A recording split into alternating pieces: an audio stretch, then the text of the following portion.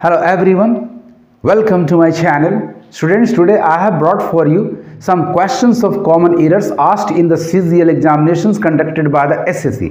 आइए टॉपिक शुरू करने के पहले इस वीडियो को लाइक कर लें, मेरे चैनल को सब्सक्राइब कर लें और साथ साथ बेल आइकन को प्रेस कर लें ताकि आपको लेटेस्ट नोटिफिकेशंस मिलते रहे। आइए टॉपिक शुरू करते हैं। क्वेश्चन नंबर 1 आपका है, Supriya asked Kiran that where had her mother gone when the results of the contest were being declared। 4 segments जिनमें से एक में ग्रामेटिकल एरर है वो आपके सामने है। Number A that where had her mother gone, number B when the results of the contest, number C Supriya asked Kiran, number D were being declared। एक एक सेगमेंट को ध्यान से पढ़ो आप। तो सेगमेंट नंबर ए आपका है that where had her mother gone। Sentence आपका इनडायरेक्ट स्पीच है, इनडायरेक्ट नरेशन है, जिसमें आपका reported speech that where had her mother gone, ये आपका WH क्वेश्चन का इनडायरेक्ट फॉर्म है। WH क्वेश्चन में कभी भी कंजंक्शन दैट का प्रयोग नहीं होता, वो सीधे क्वेश्चन वर्ड से ही स्टार्ट करता है। देन आपका हैड यानी ऑक्सिलरी वर्ब, हर मदर यानी सब्जेक्ट यानी वर्ब प्लस सब्जेक्ट, ये डायरेक्ट क्वेश्चन होता है ना कि इनडायरेक्ट। इनडायरेक्ट में आपका सब्जेक्ट प्लस वर्ब का स्ट्रक्चर आता है। यानी क्लियर हो गया कि your error lies in segment number A. Segment number B, C और डी आपका बिल्कुल करेक्ट है। राइट आंसर आपका नंबर ए है। यहां दैट को हटाना होगा और सीधे हमें WH वर्ड को इस्तेमाल करना होगा। वेयर एंड हैड को हर मदर के बाद रखना होगा। Where her mother had gone, आपका सेंटेंस बिल्कुल करेक्ट हो जाएगा। So Supriya asked Kiran, that को हटा दो। Supriya asked Kiran, where had को सब्जेक्ट के बाद रखो। Supriya asked Kiran where her mother had gone, where her mother had gone when the results of the contest were being declared। आइए क्वेश्चन नंबर 2 पर आते हैं। नंबर 2 आपका है, the child along with his parents were waiting for the program to begin। Segments आपके हैं number A the child, number B along with his parents, number C the program to begin, number D were waiting for। आइए आपका child के बाद subject के बाद along with his parents, ये prepositional phrase है। याद रखें, प्रीपोजिशनल फ्रेज या प्रीपोजिशन के पहले आने वाला नाउन ही आपका सब्जेक्ट होता है। यानी चाइल्ड यदि सब्जेक्ट है तो फिर यहाँ वर गलत है। चलिए यदि हम इसको चिल्ड्रन कर देते हैं, यानी सेगमेंट ए में एरर मानते हैं तो द चिल्ड्रन, तो फिर ये वर्ड करेक्ट होगा। लेकिन एक प्रॉब्लम और होगा, ये वेटिंग फॉर में एरर है, क्योंकि वेटिंग फॉर का ऑब्जेक्ट हमेशा कोई व्यक्ति, कोई समवन होना चाहिए, जबकि यहाँ प्रोग्राम यानी समथिंग है। तो आपका चाइल्ड बिल्कुल करेक्ट है। एरर है, वर्क को बदल कर वॉच कर देंगे एंड वेटिंग फॉर को हम ट्रांजिटिव वर्ब समथिंग के लिए अवेट का इस्तेमाल होता है, यानी हम इसे अवेटिंग कर देंगे तो हमारा सेंटेंस बिल्कुल करेक्ट होगा।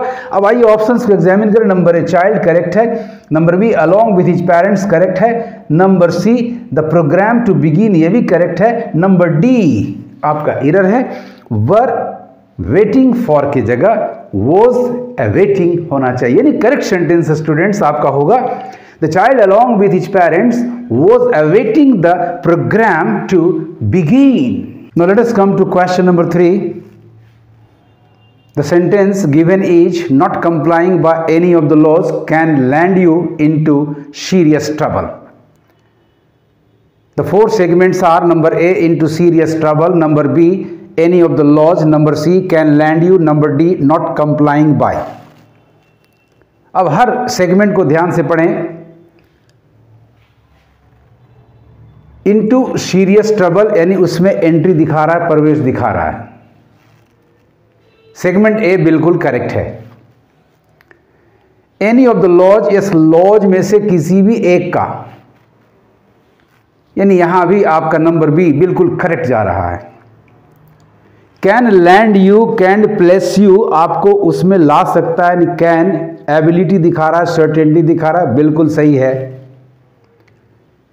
सब्जेक्ट आपका नंबर डी में है, नॉट कंप्लाइंग बाय। याद रखें, कंप्लाइंग अटैचमेंट दिखाता है, उसके साथ अटैचमेंट, अटैचमेंट के लिए प्रीपोजिशन बाय नहीं बल्कि विद होता है, यानी बाय का प्रयोग सेगमेंट नंबर डी में बिल्कुल रॉन्ग है। So your error lies in segment number D. The problem is here in the preposition by, इसे हटाकर प्रीपोजिशन यदि विद कर दिया जाए तो the sentence will be absolutely correct. Hence students the answer is number D, not complying by के जगह not complying with आपका सही सेंटेंस होगा not complying with any of the laws can land you into serious trouble. The question number 4, Raja Ravi Varma was one of the first artists who tried to create a style that was both modern and traditional. The four segments are: number A, one of the first artists; B, to create a style that was; C, Raja Ravi Verma was; D, both modern and traditional. अब हर segment को ध्यान से आप पढ़ें। तो segment number A है one of, जहां भी वन ऑफ होता है तो उसके साथ आने वाला नाउन हमेशा प्लूरल होना चाहिए, यानी आपका इरर सेगमेंट नंबर ए में है। So mark it as your answer. Artist के स्थान पर यहां प्लूरल आर्टिस्ट होना चाहिए था, आपका सेंटेंस बिल्कुल करेक्ट हो जाता है। So your correct sentence will now be Raja Ravi Verma was one of the first artists, उनमें से एक, who tried to create a style that was both modern and traditional. So right answer students is number A, artist के स्थान पर artists होना चाहिए। Now question number 5, the reduction in the cost of education due to an increase in subsidies offered by the government is also seen as a reason to get more educated. The four segments are: number A, the reduction in the cost of education; number B, offered by the government; number C, is also seen as a reason; number D, due to an increase in subsidies. अब एक एक segment को ध्यान से पढ़ें। तो number A, the reduction, कहाँ? तो इन द कॉस्ट, किस चीज के? तो ऑफ एजुकेशन, ये बिल्कुल करेक्ट है। The reduction in the cost of education due to an increase in subsidies, कौन से subsidies? Offer by the government, यानी सब्सिडीज पर ऑफर का एक्शन हो रहा है, किसके द्वारा? तो गवर्नमेंट के द्वारा, यानी यह सेगमेंट पैसिव क्रिया के साथ होना चाहिए था, जबकि यहाँ ऑफर एक्टिव है। अगर राइट ऑप्शन आपका पकड़ में आ गया, you have found out the right option. Number B, the error lies in segment number B, offer के जगह ऑफर्ड होना चाहिए था, ऑफर के जगह ऑफर्ड होना चाहिए था, क्योंकि यही आपका पैसिव वर्ब है जिसकी यहां जरूरत है। Because the agent government shows by the government, क्रिया पैसिव होनी चाहिए थी। आपका सी और डी में कोई ग्रामेटिकल एरर नहीं है। So the correct sentence will now be the reduction in the cost of education due to an increase in subsidies offered by the government is also seen as a reason to get more educated. Now come to question number 6, unless you did not do your homework you will be punished, said the teacher. ये direct speech है, अतः आप देखें इस segment में did not past और इस segment में will be simple future, future indefinite का प्रयोग हुआ है पैसिव वॉइस में, यानी यहां एरर है इस पार्ट में, डिड के जगह पर डू होना चाहिए था। अब देखें और स्थिति क्या है, तो कंजंक्शन आपका अनलेस है, अनलेस खुद नेगेटिव कंजंक्शन है, अतः यहां नॉट नहीं होना चाहिए था, डिड नॉट बाहर हो जाएगा।